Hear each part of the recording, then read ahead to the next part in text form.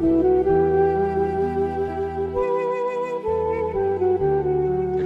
di antara hadis yang populer ya bagi diri saya, juga saya harapkan umat Islam ikut mempopulerkan hadis itu. Sebetulnya tahapan ibadah satu ke yang lain itu kata Rasulullah, kata beliau, wahai orang Islam, absyiru, kamu harus senang, harus bangga. Inna wa ta'ala qad yubahi bikum malaikatah, Allah sekarang baru membangga-banggakan kalian kepada malaikat-malaikatnya. Yaitu kalian setelah melakukan satu fardu, kewajiban, menunggu fardu yang lain. Jadi misalnya terhitung niat, saya misalnya habis sholat subuh, di mata Allah, di pandangan malaikat, ini Bahak sudah melakukan sholat subuh, hidupnya untuk menunggu duhur, duhur untuk menunggu asar. Jadi status kita ini selalu demi kewajibannya Allah. Beda dengan kita misalnya orang kapitalistik kan, dari satu mapan ingin mapan lagi, lebih mapan lagi, sehingga kita sangat materialistik. Nah ini hamba-hamba Allah pilihan ini dari satu fardu, addu faridotan wantadiru ukhra, wantadoru ukhra, dari satu fardu menunggu yang lain. Sehingga saya berharap kalau ngajarin anak-anak saya, bagi yang suka makan, silahkan tetap suka makan.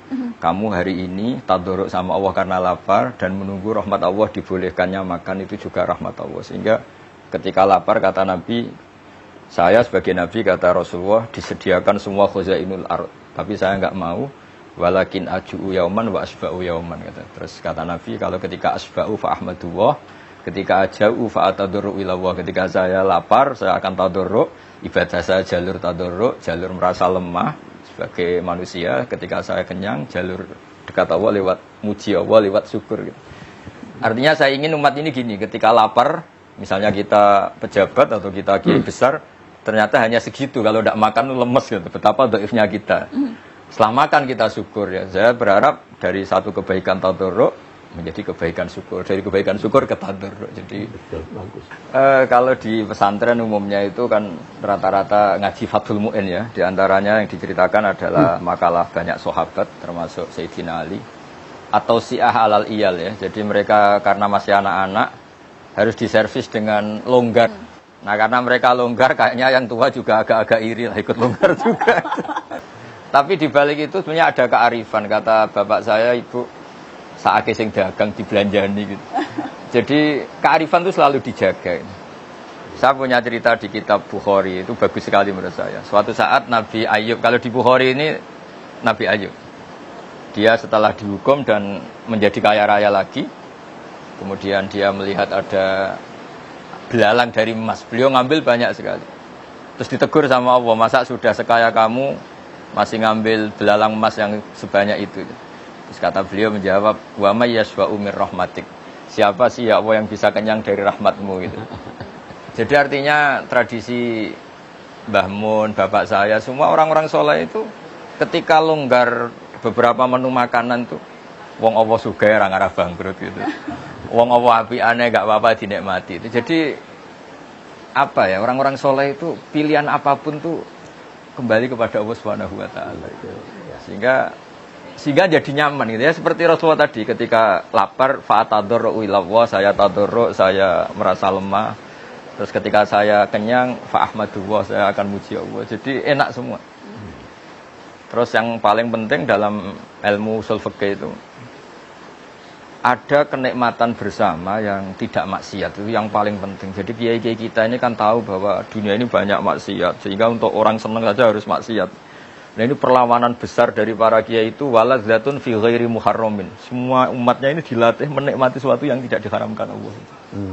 Itu perlawanan terbesar, sehingga kiai-kiai itu longgar sekali, jagongan longgar, gojlok-gojlokan longgar, guyon longgar, semuanya ini terhadap. Karena manusia ini potensi maksiat. Satu-satunya cara itu supaya mereka nyaman dengan taat tadi. Qul bi fadlillah bi rahmati fa bidzalika falyafrahu. Diharapkan kalau sudah menikmati taat ini enggak nyari kenikmatan lewat jalur maksiat. Di sini hebatnya Rasulullah ngajarin kita wa qurratu aini fis shalat. Senang ketemu ulama, ketemu habib, ketemu orang-orang soleh. Sehingga ada tradisi. Alhamdulillah ketemu Pak Kurais, ketemu Mbah Maimun, ketemu. Ketika orang lain mungkin masih senangnya kalau ketemu hal-hal yang dilarang Allah. Jadi ketika longgar itu filosofinya guru-guru kita, orang tua kita seperti itu. Jadi bukan longgar untuk israf, tapi longgar untuk nikmati sesuatu yang tidak. Jadi ceritanya gini, bapak itu pernah ditawarin orang miskin, cerita, puasanya orang miskin itu berat sekali, harus tetap kerja, mencangkul, gini-gini. Dia kalau puasanya orang kaya enak, tidur di rumah, sambil santai-santai di rumah baca Quran. Terus bapak cerita, ini kisah nyata. Kamu nggak pernah jadi orang kaya katanya. Rasanya orang kaya lebih berat. Pagi-pagi ninggalkan makan pecel, siang sedikit rawon, nanti agak sore ninggalkan sate. Jadi yang ditinggalkan banyak. Kalau kamu kan biasa meninggalkan makan. Si miskin ini akhirnya tertawa. Ya sudah, ya sama saja ternyata. Intinya itu dulu pembelajaran supaya yang miskin tidak merasa paling heroik. Betul. Karena yang kaya juga heroik meninggalkan kongkoi-kongkoi di beberapa tempat yang biasa ngemil, biasa makan itu. Jadi itu hebatnya guru-guru kita ya. Kalau ngelatih logika ibadah itu sederhana, tapi orang itu akan ingat itu.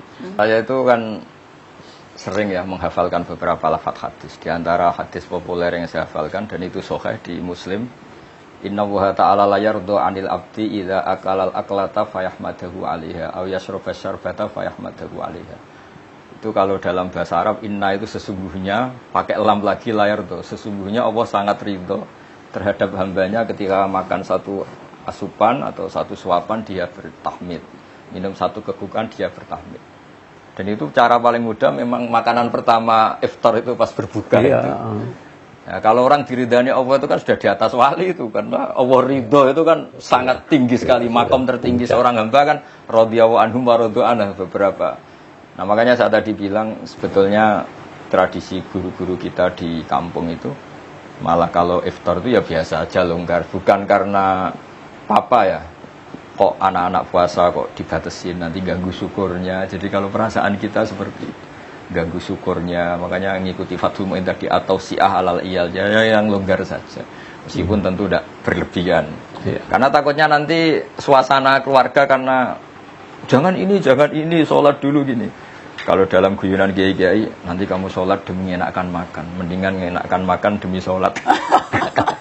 Itu ada ilmunya, kata Nabi kan gitu. Ketika makanan sudah disiapkan, kamu makan dulu baru sholat, supaya sholatnya biarin karena sudah makan. Jangan dibalik, sholat dulu biar makannya enak. Ini kan berarti sholat. Jadi guru-guru kita meskipun guyon tapi filosofi itu luar biasa. Betul. Jadi enggak, ya sudahlah kayak umumnya orang saja, enggak usah terlalu berdele-dele. Jadi ketika saya sering ceramah lah atau ngaji bilang makan bisa jadi wali itu di sini. Apalagi darinya Rasulullah SAW. Dulu Nabi makan itu satu cara untuk nafsi rububiyah. Sehingga di sebagian ayat Nabi disifati wa ma arsalna qablaka minal mursalin illa innahum la yaquluna ta'am. Tapi ini bukan sekedar makan, karena Nabi Muhammad jadi nabi setelah Nabi Isa karena terlalu sempurna dianggap Tuhan. Makanya Nabi menunjukkan kalau nggak makan itu lapar, beliau makan untuk memaklumatkan saya ini manusia, tidak Tuhan. Nah kalau kita dengan puasa jadi begitu, puasa katanya presiden, katanya menteri, katanya ulama besar, nggak makan ternyata loyo, betapa lemahnya saya, ini kan bagus untuk tadarruk tadi. Nah nilai-nilai itu yang menjadikan ini super tadi ya, ketika lapar ya ibadahnya super, tadarruk, ketika makan juga super karena tahmid.